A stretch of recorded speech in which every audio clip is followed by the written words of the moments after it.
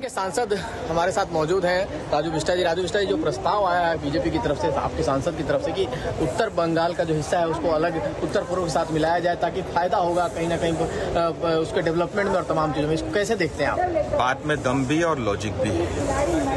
हमको एक बात समझनी चाहिए कि जो उत्तर बंगाल का हिस्सा है, जहाँ करीब 3 करोड़ की आबादी रहती है पश्चिम बंगाल में, हमारी भाषा, हमारी लिंग्विस्टिक और हमारा खान पान, रहन सहन जो है वो नॉर्थ ईस्ट से मिलता हुआ है। दूसरी बात, ये जो नॉर्थ बंगाल का हिस्सा है ये बहुत ही रिसोर्स में बहुत ही रिच है, और हमारे से आप रिसोर्सेस लूटते हो, हमें भेड़ बकरी की तरह हमें ट्रीटमेंट करते हो।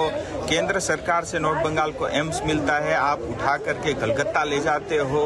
सो कुल मिला के नॉर्थ बंगाल को ठगा गया है, और वहाँ की जन भावनाएं ये बार बार इस मांग को जो है उठती रहती है। मुझे लगता है केंद्र सरकार को इसके बारे में गंभीर रूप से चिंतन करना चाहिए।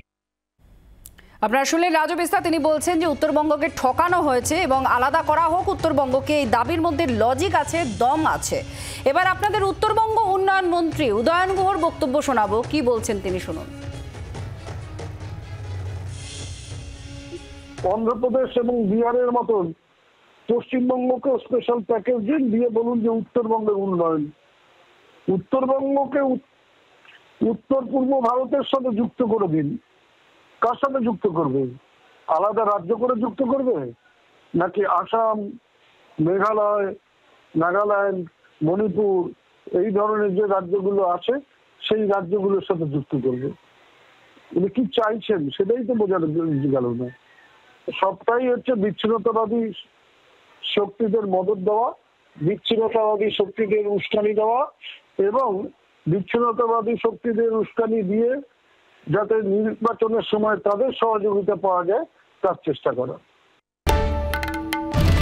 বাংলার আওয়াজ, বাঙালির আবেগ, জি 24 ঘন্টা।